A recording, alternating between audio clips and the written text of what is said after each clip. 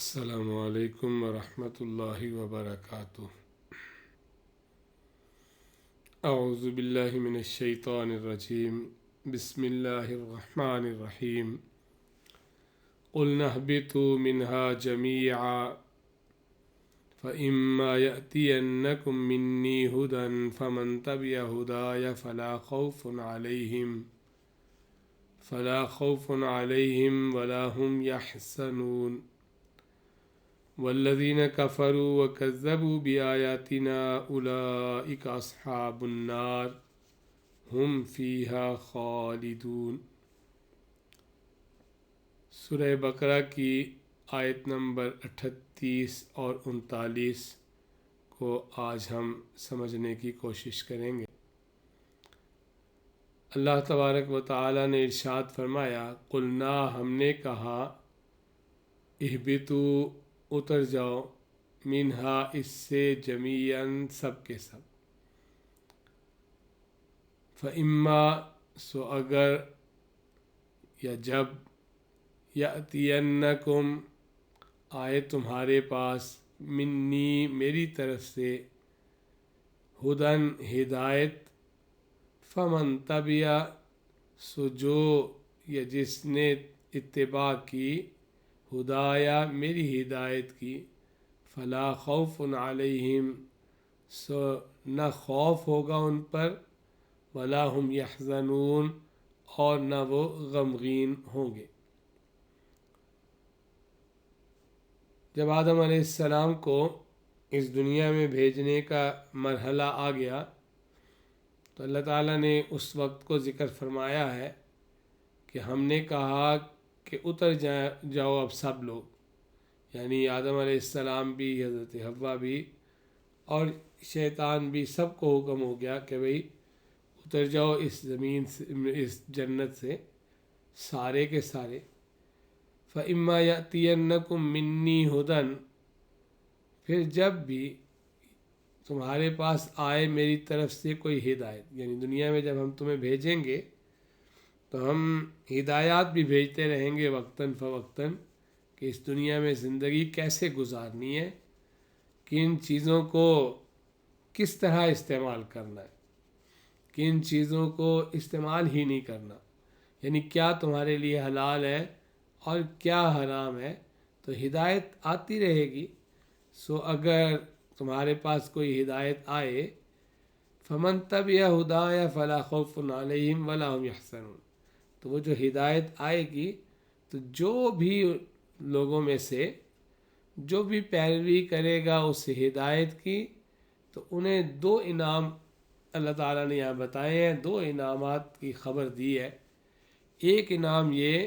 کہ فلا خوف علیہم، ان پر خوف نہیں ہوگا، اور دوسرا انعام یہ کہ وہ غمگین نہیں ہوں گے۔ خوف ہوتا ہے مستقبل کے بارے میں کہ آگے کیا ہوگا،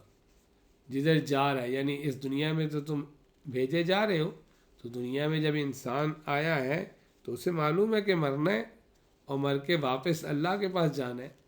تو اب اگر اعمال درست ہوں گے، اللہ کی بھیجی ہوئی ہدایت پر عمل کرے گا، تو اس کا پہلا فائدہ یہ کہ اسے آگے کا کوئی خوف نہیں ہوگا،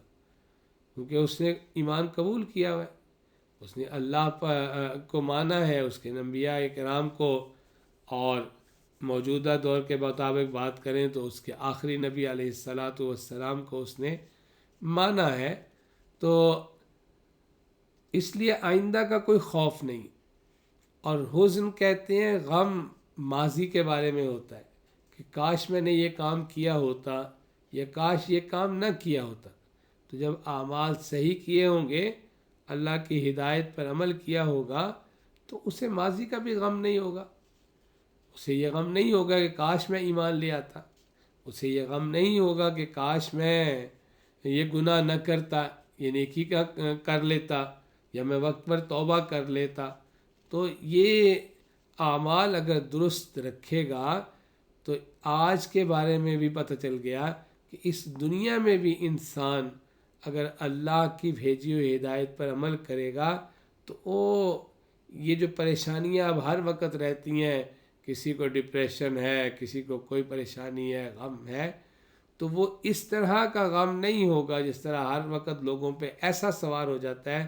کہ وہ خودکشیاں کر لیتے ہیں اور شراب پینے تک کے معاملات میں مبتلا ہو جاتے ہیں۔ اللہ نے بتا دیا کہ جو بھی میری بھیجی ہوئی ہدایت پر عمل کرے گا اسے 2 انعام دیں گے، فلا خوف علیہم ولا هم یحزنون۔ مومن کو بھی پریشانی تو ہوتی ہے، کوئی چیز چھن جاتی ہے، لیکن مومن جو ہے وہ کافر یا نافرمان کے مقابلے میں اس کا دونوں کا معاملہ بہت فرق ہوتا ہے، اس لیے کہ مومن کی نظر اس بات پہ ہوتی ہے کہ جس اللہ نے یہ دی تھی اسی اللہ نے چھین لی ہے، اس پہ حکمت ہوگی اور مجھے وہ اس پہ اجر بھی دے گا۔ اور اگر یہ چیز چلی گئی ہے تو وہ اسی لیے تو یہ سکھایا گیا اسے کہ وہ فوراً کہے کہ انا للہ و انا الیہ راجعون، یعنی آج اگر یہ چیز چلی گئی ہے تو مومن فوراً کہتا ہے کہ مجھے بھی جانا ہے اللہ کی طرف، لوٹ کے سب نے وہیں جانا ہے۔ تو ایک حد تک پریشانی انسان کو ایک فطری سی چیز جو ہے کسی چیز کے چلے جانے کی، وہ اسے غم تو ہوتا ہے، لیکن ایسا غم کہ وہ زندگی ختم کر بیٹھے اور اللہ سے نا امید ہو جائے، ایسا غم مومن کو نہیں ہوتا۔ اور پھر اعمال کے اعتبار سے کہ کل